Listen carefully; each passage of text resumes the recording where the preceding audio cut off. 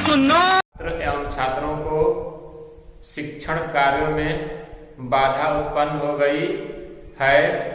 इसी मद्देनजर रखते हुए आप लोगों को ऑनलाइन शिक्षा प्राप्त करने का मैंने प्रावधान किया है। आज मैं आप एनसीईआरटी सिलेबस के अनुसार कक्षा 10 के त्रिकोणमिति का परिचय अध्याय को बताऊंगा। आपने पिछली कक्षाओं में विभिन्न प्रकार के त्रिभुजों के बारे में अध्ययन किया होगा। त्रिकोणमिति अनुपात भी निकालने के लिए समकोण त्रिभुज पर ही लागू होता है। तो सबसे पहले हम यहाँ पर समकोण त्रिभुज पर विचार करते हैं। मान लेते हैं ए बी सी। बी को हमने समकोण मान लिया। तीनों कोणों में से कोई भी एक कोण समकोण होना आवश्यक है और कोण ए को थीटा मान लेते हैं।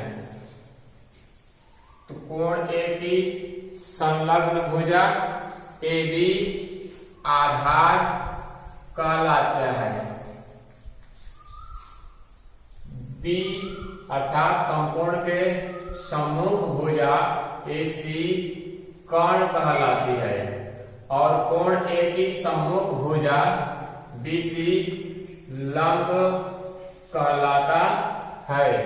अंग्रेजी में आधार को बेस कहते हैं, लंब को परपेंडिकुलर कहते हैं, कर्ण को हाइपोटेनस कहते हैं।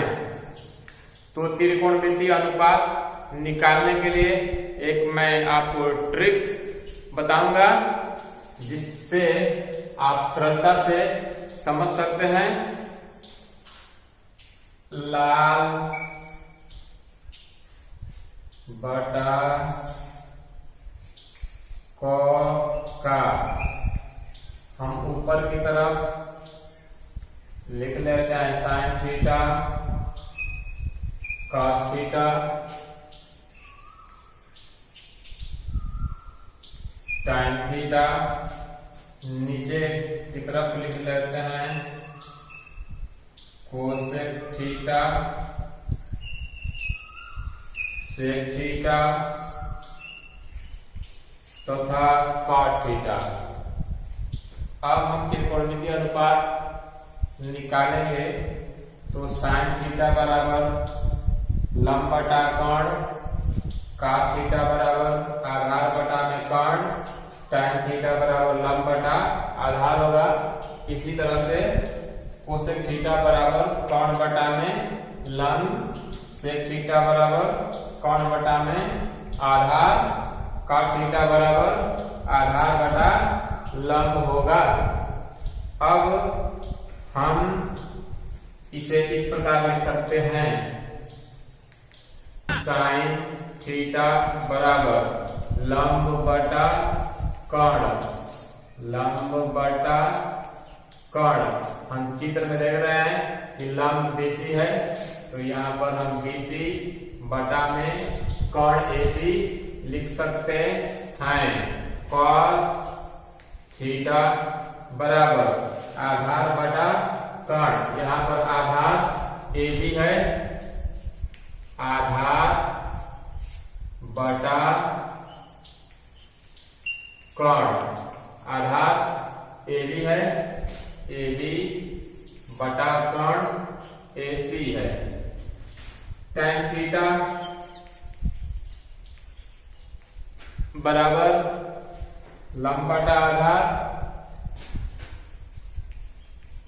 लंब बटा आधार। यहाँ पर हम त्रिभुज में देख रहे हैं कि लंब बीसी है तो यहाँ पर हम लिख सकते हैं बीसी बटा आधार, आधार को ए बी से, यहाँ पर लिखेंगे ए बी।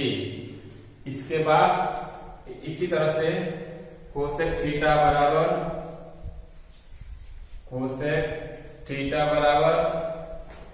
कर्ण बटा लंब, तो यहाँ पर लिखेंगे कर्ण बटा लंब। कर्ण यहाँ पर AC है, AC बटा लंब BC सेक थीटा बराबर कर्ण बटा आधार। यहाँ पर कर्ण AC है, तो पहले हम यहाँ पर लिख लेंगे कर्ण बटा आधार इज इक्वल टू, कर्ण को हम दर्शाए हैं AC से, तो AC बटा में आधार AB। इसके बाद कॉट थीटा बराबर आधार बटा लंब, आधार बटा लंब, आधार बटा लंब। अब यहाँ पर हम देख रहे हैं कि आधार AB है, AB बटा लंब BC,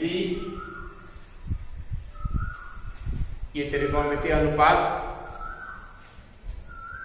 हुआ। अब हम और फार्मूले भी बताएंगे। प्रश्नावली के अनुसार जिस प्रकार से प्रयोग करना है उसी प्रकार फार्मूले का डेरिवेशन भी होगा। प्रश्नावली 8.1 के लिए इतने ही फार्मूले की जरूरत है। अब हम आपकी NCERT पाठ्य पुस्तक की प्रश्नावली 8.1 को सरलता पूर्वक हल करके समझाएंगे। तो आइए ध्यानपूर्वक इन प्रश्नों को समझें और इनके आधार पर अन्य प्रश्नों को हल भी करेंगे।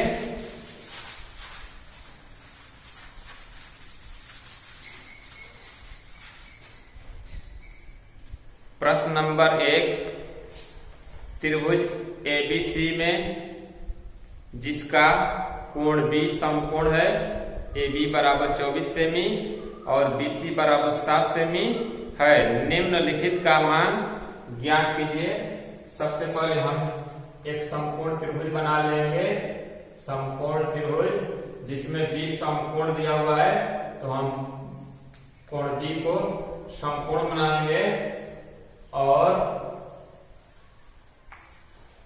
समकोण बना लेंगे B को। AB का मान 24 सेमी, BC का मान 7 सेंटीमीटर दिया गया है। इसमें दो भाग निकालना है। पहले भाग में साइन A कामा से, दूसरे भाग में साइन C कामा C का मान ज्ञात करना है। तो इनके मान ज्ञात करने के लिए सबसे पहले हमें कर्ण AC का मान ज्ञात करना पड़ेगा, क्योंकि हमें कर्ण मालूम नहीं है। तो पाइथागोरस प्रमेय से कर्ण का वर्ग बराबर आधार का वर्ग धन लंब का वर्ग होता है। यहाँ पर हम देख रहे हैं कि कर्ण AC है, AC का स्क्वायर बराबर AB का स्क्वायर धन BC का स्क्वायर लिख सकते हैं। अब यहाँ पर इनके मानों को हम रखेंगे। AB का मान 24 है, हम यहाँ पर 24 का स्क्वायर करेंगे। BC का मान 7 है, तो BC का मान 7 रखकर, क्योंकि BC का स्क्वायर है तो यहाँ पर 7 का स्क्वायर करेंगे। अब यहाँ पर 24 का वर्ग 576 और प्लस 7 का वर्ग 49। अब यहाँ पर हो जाएगा AC स्क्वायर बराबर 576 में 49 ऐड करेंगे तो 625 होगा। AC बराबर रूट ओवर 625, तो AC equal to 25। Left hand side की तरफ जब वर्ग रहेगा तो वर्ग हटाने पर राइट हैंड साइड का वर्गमूल निकालते हैं। अब लाल बटा का प्रयोग करने पर यहाँ पर देखिए साइन, तो यहाँ पर हम लिख लेते हैं साइन और कास।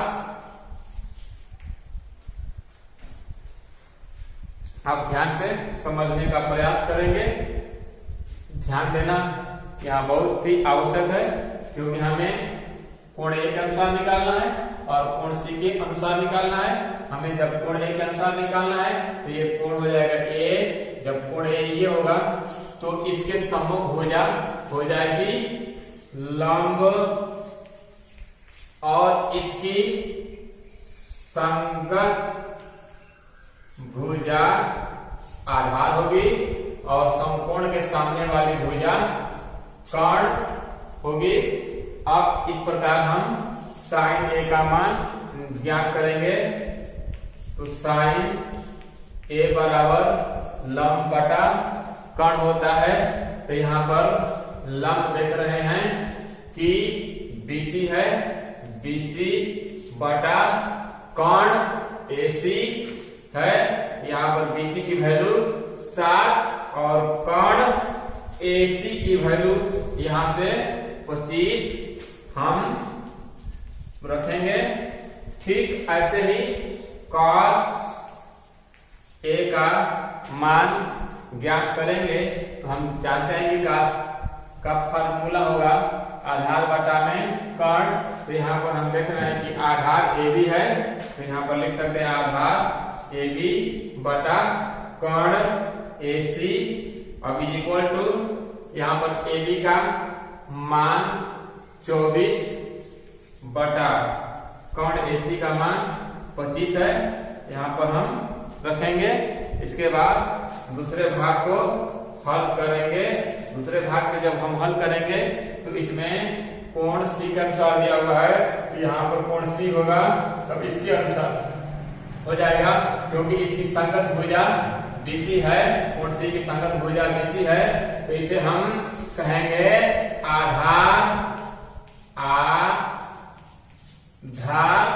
और कोण C के सम्मुख भुजा ये कहेंगे लंब और कर्ण सेम वही रहेगा, क्योंकि 90 के सामने वाली भुजा है, एक कर्ण वही रहेगी।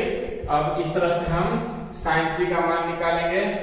साइन C बराबर लंब बटा कर्ण। हम यहाँ पर लंब देख रहे हैं कि AB है, AB बटा कर्ण AC। AB का मान 24, AC का मान 25। इसके बाद हमें ज्ञात करना है cos C का मान। तो यहाँ पर cos C बराबर, तो यहाँ पर जानते हैं कि cos का त्रिकोणमितीय अनुपात क्या होगा, आधार बटा कर्ण। तो हमें यहाँ पर आधार देखना पड़ेगा, आधार BC बटा कर्ण AC। तब यहाँ पर हम BC का वैल्यू रखेंगे। BC का वैल्यू 7 बटा AC की वैल्यू 25। क्वेश्चन नंबर 1 आपका हल हो गया। अब हम क्वेश्चन नंबर 2 बताएंगे। क्वेश्चन नंबर 2 को पहले ध्यानपूर्वक पढ़ेंगे, उसके बाद प्रश्नों को ध्यान से हल करेंगे। तो क्वेश्चन नंबर 2 में दिया गया है आकृति 8.13 में tan B minus cot R का मान ज्ञात कीजिए। तो यहाँ पर आकृति इस प्रकार है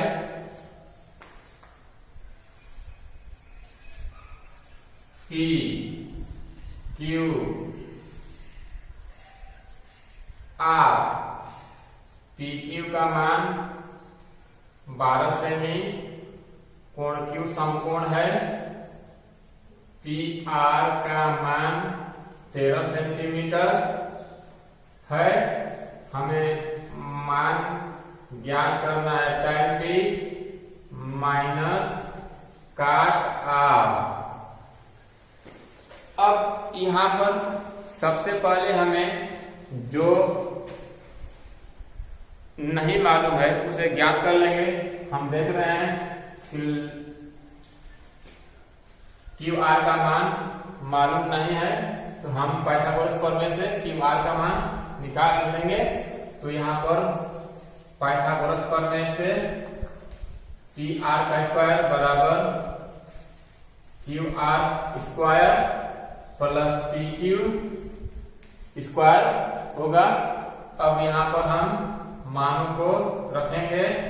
13 का स्क्वायर बराबर क्यू आर का स्क्वायर प्लस पी क्यू का मान 12 का स्क्वायर, 13 का वर्ग 169 होता है, बराबर क्यू आर स्क्वायर प्लस 12 का वर्ग 144। अब पक्षांतर करेंगे तो 169 और 144 को जब पक्षांतर करेंगे तो प्लस से माइनस हो जाएगा, minus 144 is equal to Q R square. 169 में 44 घटाएंगे तो 25 होगा, बराबर Q R square, Q R बराबर √25। तो क्यू आर बराबर 25 का वर्गमूल 5 होगा। इस प्रकार हमें क्यू आर का मान 5 सेंटीमीटर प्राप्त हुआ। अब हमें tan p का मान निकालना होगा, उसके बाद काट आर का मान निकालना होगा। तो हम यहाँ पर पहले tan p का मान निकाल लेते हैं। तो tan p का मान आप जानते हैं कि यहाँ पर p है, p यहाँ पर है कोण, तो ये हो जाएगा आधार संगत भुजा, आधार और इसकी सम्मुख भुजा लंब हो जाएगी, और ये समकोण के सामने वाली भुजा कर्ण होगी। तो हम जानते हैं लाल बटा कका से कि tan थीटा बराबर लंब बटा आधार होता है, लंब बटा आधार होता है। तो यहाँ पर लंब क्यू आर है, क्यू आर बटा आधार पी क्यू। अब इनके मानों को रखने पर क्यू आर का मान 5, पी क्यू का मान यहाँ पर 12 है, तो यहाँ 12 रख लिया। इसके बाद काट आर का मान निकालना है, तब हमें आर के अनुसार निकालना होगा। अब यहाँ पर हम कोण आर इसको मान लेंगे, क्योंकि यहाँ पर आर है, तो कोण आर जब लेंगे तो इसकी संगत भुजा क्यू आर होगी, तब ये हो जाएगी आधार आधार, और कोण आर के सम्मुख भुजा ये हो जाएगा लंब, और कर्ण वही रहेगी क्योंकि समकोण के सामने वाली भुजा कर्ण होती है। तब हम जानते हैं लाल बटा कक्का से काट थीटा बराबर आधार बटा लंब। हम यहाँ पर लिख सकते हैं आधार बटा लंब।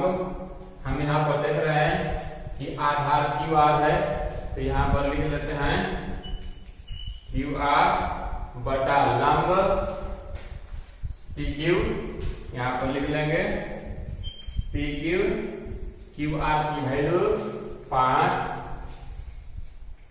बटा पी क्यू की वैल्यू 12। अब हम tan p माइनस काट आर का मान निकाल सकते हैं। इनके मानों को हम रखेंगे। tan p की वैल्यू आप यहाँ देख रहे हैं 5/12 आया है, यहाँ पर 5/12 और माइनस काट r का मान आप देख रहे हैं कि 5/12 है, दोनों बराबर है, कैंसिल हो जाएंगे तो इज इक्वल टू हो जाएगा 0। यही आंसर हुआ।